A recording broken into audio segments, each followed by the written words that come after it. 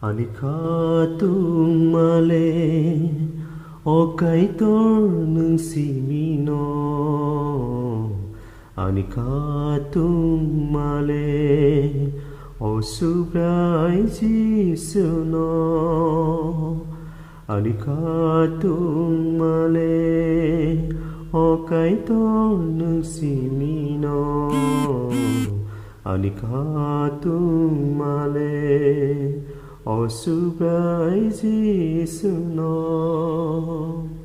Nung siya no mutang nai, nung siya no hamjak nai, nung siya no mutang nai, nung siya no hamjak nai.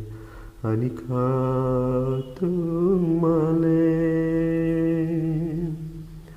ang palmaya anggi kelai tong prubo mole ani kicing kaham anggi tong payo ang palmaya anggi kelai tong prubo mole ani kicing kaham anggi tong payo mole ani kaksangni bugrani bugra mole ani langmani bugrani bugra.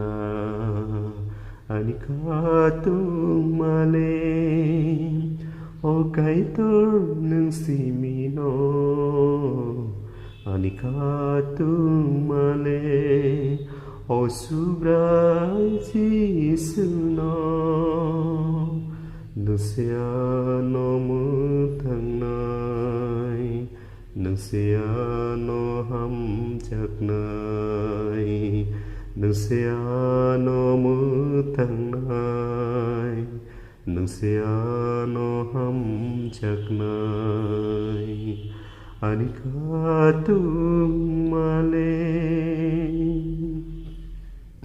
ang sagham yakelai leng prai tong gibo bole ano bithika ham charui duo ang sagham yakelai leng prai tong gibo bole ano bithika ham charui duo bole ani sagham ni doktor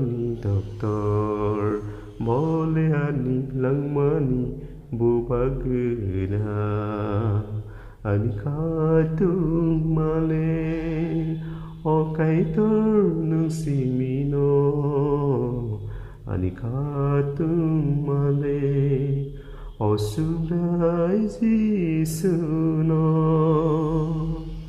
Nung siya no mutang nai, nung siya no chubanay, nung siya no mutang nai, nung siya no hamjang nai.